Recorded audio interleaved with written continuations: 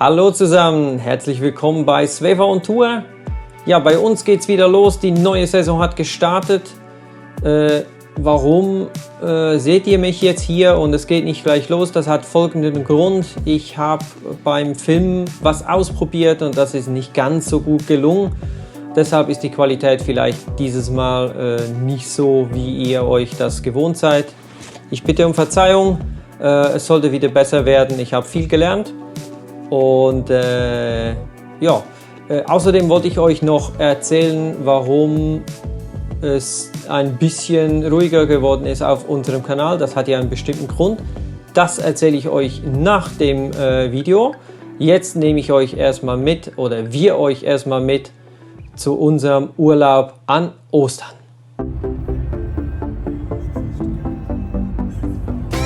Dieses Mal sind wir in der Woche vor Ostern unterwegs. Auf der Autobahn begegnen wir der netten Bundeswehr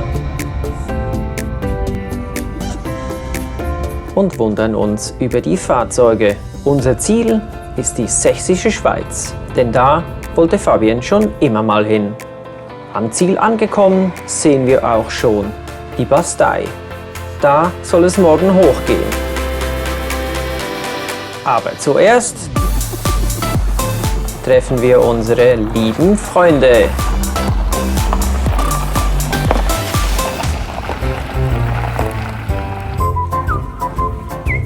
Tja, am nächsten Tag beginnt das Wetter nicht so schön. Im Totalregen geht's los.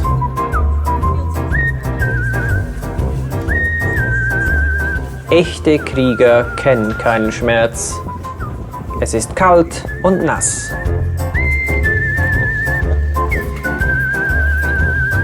Top ausgerüstet wie rote Schlümpfe.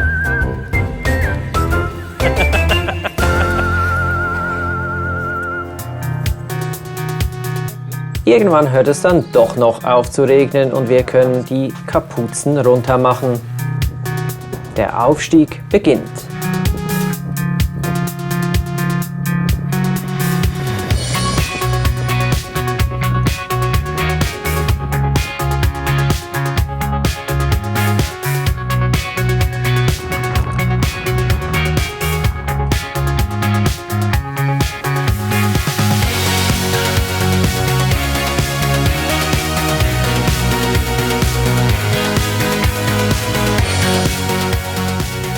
Zwischendurch lassen wir uns wieder begießen von oben, doch das tut der Erkundungstour keinen Abbruch.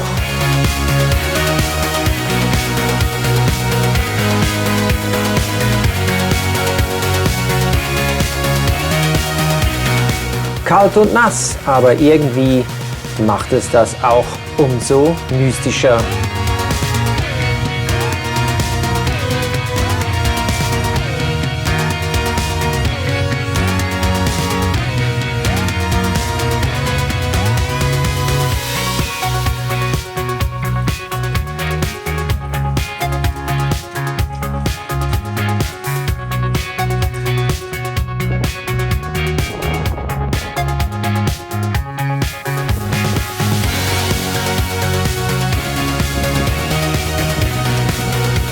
Wir haben es geschafft. Die Bastei ist erzwungen und unser Wohnmobil können wir auch noch sehen.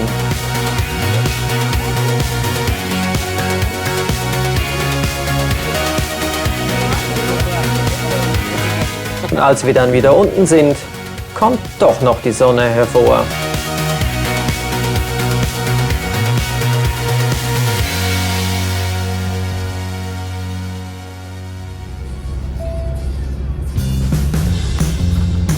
Wir machen uns auf zum nächsten Stellplatz und dann erkunden wir das Steinlabyrinth.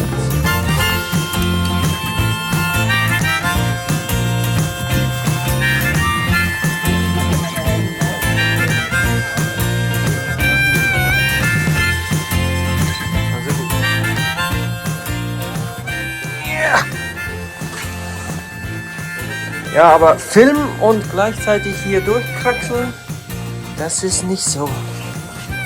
Ja. Ein Spielplatz für Groß und Klein.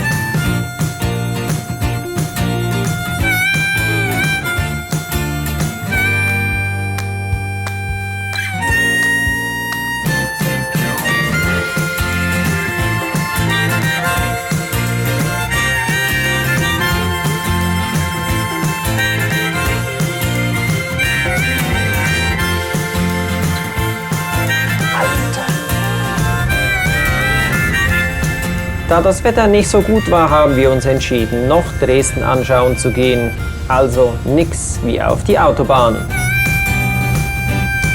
Am Stellplatz angekommen, erstmal lecker Waffeln. Und danach ab in die Stadt.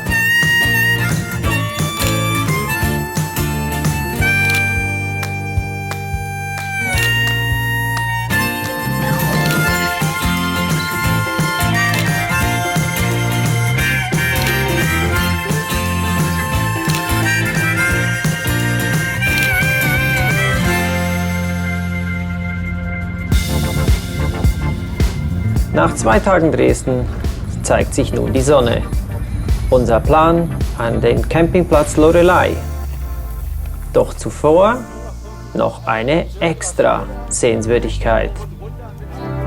Die Hängebrücke Geierlei.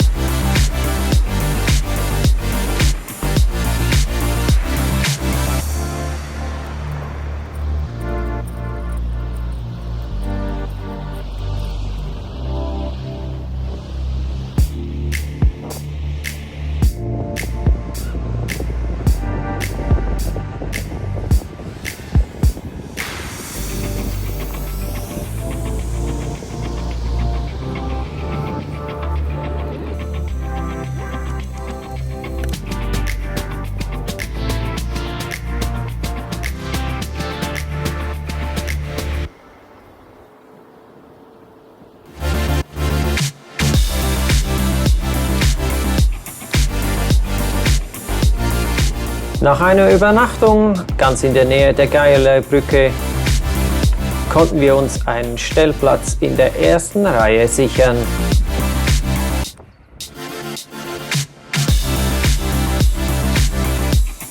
Erstmal lecker was kochen und dabei Schiffchen gucken.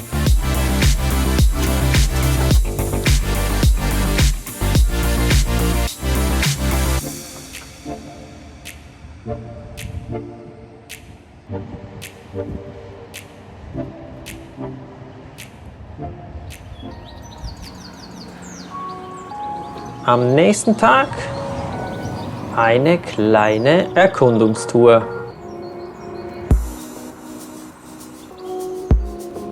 Kalt, aber noch trocken machen wir uns auf, hoch mit Blick auf St. Goar.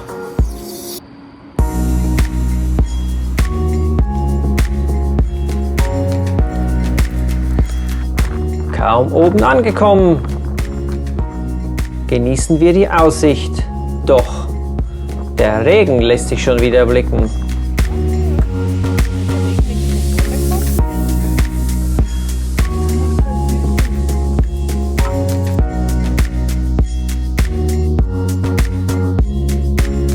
Das Nass hat auch sein Gutes, denn so sehen wir den schönsten Regenbogen. Mega!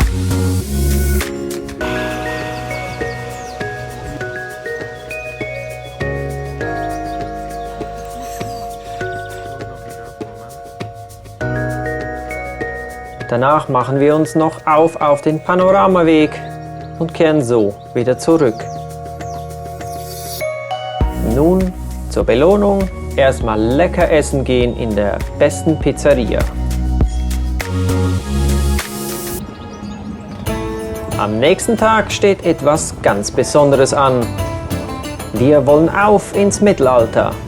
Mit der Fähre geht es auf die andere Uferseite. Danach erneut hoch hinaus.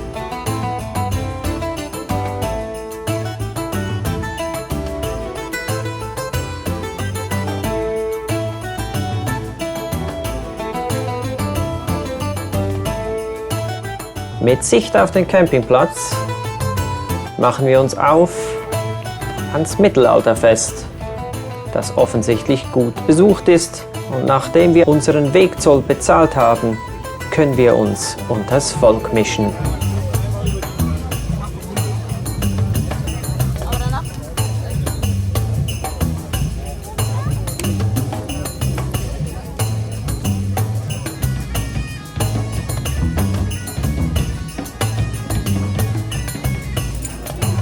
Ja, und mit unseren Alltagsklamotten, müssen wir zugeben, sind wir vielleicht ein bisschen underdressed.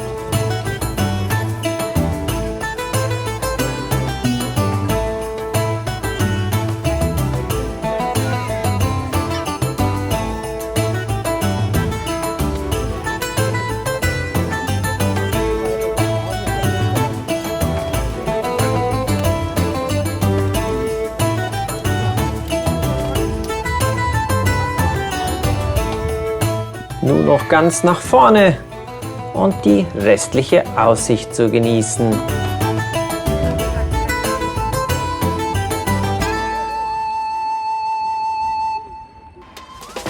Tja, und schon ist Ostersonntag. Wir genießen unser Frühstück zusammen, auch wenn es wieder kalt ist. Und danach ist es leider schon vorbei. Wir müssen wieder nach Hause.